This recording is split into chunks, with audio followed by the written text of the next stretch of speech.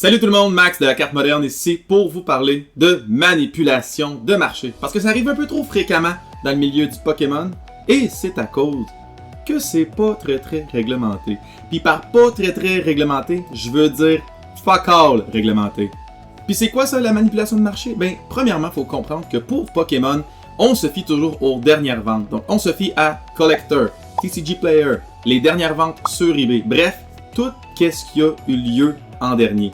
Donc c'est extrêmement facile de se créer plusieurs comptes sur TCG Player, sur eBay, et puis de se faire des ventes entre nous-mêmes ou bien dans des groupes d'amis en faisant des ventes qui sont fictives et qui font en sorte que les cartes restent dans leur inventaire. Donc c'est une fausse impression de vente et ça crée du FOMO parce que vous voyez la carte qui monte en flèche et quand on a du FOMO, Fear of Missing Out, eh bien on décide d'acheter la carte beaucoup plus cher que qu'est-ce qu'ils pensaient. Et sur le marché boursier, on appelle ça pratiquement du pump and dump, mais dans le Pokémon, c'est juste normal et c'est aucunement réglementé. Donc ça arrive souvent, c'est pas réglementé et ça fait en sorte que ça crée des ventes fictives. Qu'est-ce qu'on fait dans ce temps-là? Eh bien, on n'achète pas ces cartes-là, guys. N'achetez pas les cartes qu'on booste les prix. C'est important de reconnaître quand est-ce qu'une carte se fait manipuler et c'est important de ne pas embarquer dans cette game-là parce que tout le temps, les cartes finissent toujours par redescendre tranquillement, pas vite. Et là, je parle, par exemple, les Illustration Rare en début d'année avec la Drowsy de base set, avec la Undur, il y avait la Bonnet aussi, donc il y avait énormément d'Illustration Rare qui ont pumpé vraiment one shot. Puis quand vous voyez des graphiques, ça fait ça, achetez-les juste jamais, guys. Laissez le temps faire ces choses. Yes, on va voir ensemble la meilleure exemple de manipulation de marché qu'on a eu récemment et c'est la Greninja Gold Star. Donc la Greninja Gold Star, si vous ne savez pas, c'est une carte promotionnelle qui venait avec chacune des ETB de Celebration. Celebration, un set qui a été fait pour le 25e anniversaire de Pokémon. Et puis l'année prochaine, il va sûrement, forte chance d'avoir un set pour le 30e anniversaire de Pokémon. Fait que là, ce qui se passe, c'est que le monde a spéculé qu'il allait avoir un set de 30e anniversaire. Et puis, le monde a décidé d'acheter les sets du 25. Parce que, si vous vous en rappelez, c'est quand que Celebration est sorti, il y a eu Generation qui était le 20e anniversaire, que les prix ont monté en flèche aussi. Donc, le monde se prépare pour le 30e anniversaire. Ça va être quoi la prochaine nouvelle affaire? Et là, tout le monde a décidé que ça allait être la Greninja. Et puis, ça a commencé avec des ventes qui ont eu lieu vraiment aléatoirement. Il n'y a pas eu d'annonce, il n'y a pas eu rien. Le monde essaie juste de prévoir d'avance qu'est-ce qui va être la prochaine affaire. Et puis la Greninja, c'est l'exemple parfait. On va aller juste analyser le graphique ensemble. Donc, on voyait le graphique ici, c'est dans le dernier mois. Il y a des ventes constantes de 13 items, 41 items, 17, 34. On a eu une grosse journée à 108. Ensuite, 27. Et les prix, entre 6,50 et 10 $. Des prix qui était pas mal le prix dans le temps.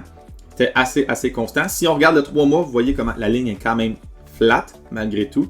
Et puis du jour au lendemain, on a eu 64 ventes, puis ça a commencé. 82 ventes dans une journée. 129, 150, 144. Et après ça, on commence à juste redropper présentement. Quand vous voyez qu'un graphique de vente monte comme ça de 122%, ce qui est énorme, posez-vous des questions. Est-ce que la carte est en train de se faire manipuler? Il y a du monde qui embarque dans le hype, il y a du monde qui ont la fear of missing out. Et puis, c'est le temps, dans ce temps-là, de ne pas avoir peur, mais de vendre vos cartes, si vous l'avez déjà. Achetez-la pas, donc on voit déjà aussi que la tendance est à la baisse. Et présentement, on peut retrouver la carte qui se fait vendre environ pour 15 $ à 18 $ US.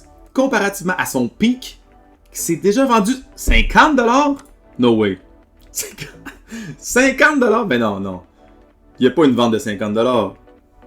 Ben oui, le 28 juin. Ici dans le milieu, là. 50 $ US. La Greninja promo qui se vendait entre 5 et 8 $ la semaine d'avant. Incroyable, ce gars-là.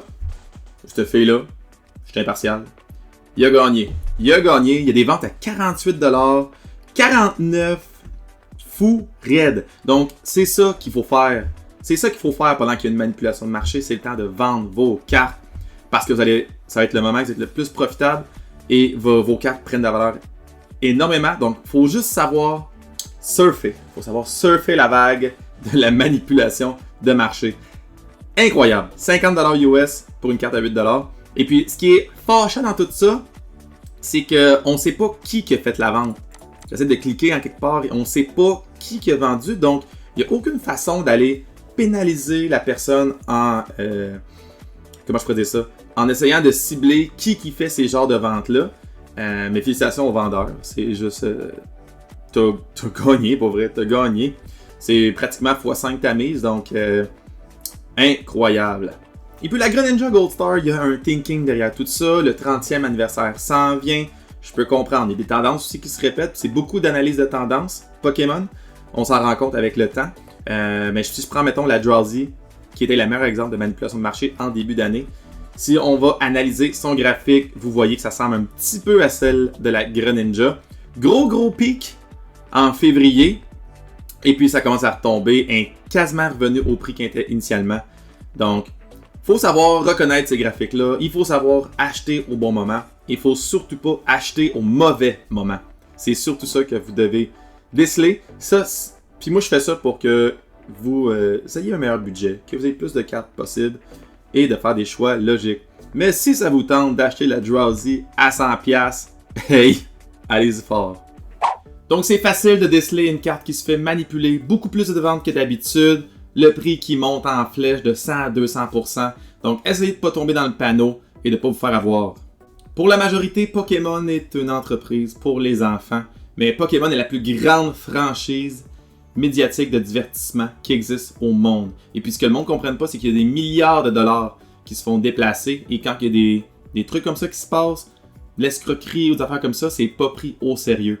Un jour, on va prendre le contrôle, mais pour l'instant, il n'y a aucune conséquence si le monde manipule le marché dans le Pokémon.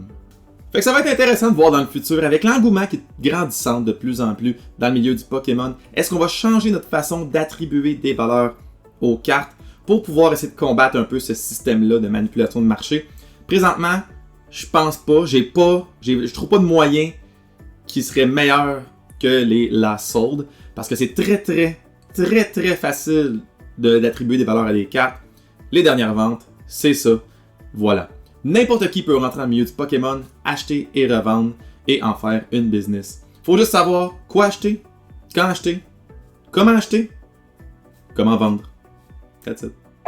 Merci beaucoup tout le monde de m'écouter jusqu'à la fin. Juste un petit rappel d'aller commenter cette vidéo-là pour pouvoir gagner la Pikachu. It's Pikachu! PSA9 de Crown Zenith qui monte rendu proche de 40$ ces temps-ci.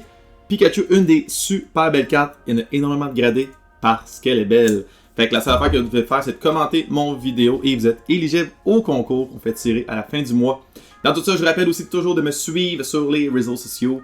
Donc Facebook, Instagram et TikTok. Je mets du contenu Pokémon en français. Et puis dernière chose, abonnez-vous à mon YouTube. Mon YouTube, c'est là que je mets le meilleur contenu. C'est là, cliquez sur la petite cloche. Vous allez le savoir quand je mets une vidéo. Fait que merci beaucoup tout le monde. Je vous rappelle de collectionner ce que vous voulez. On se dit à la prochaine fois. Ciao la gang!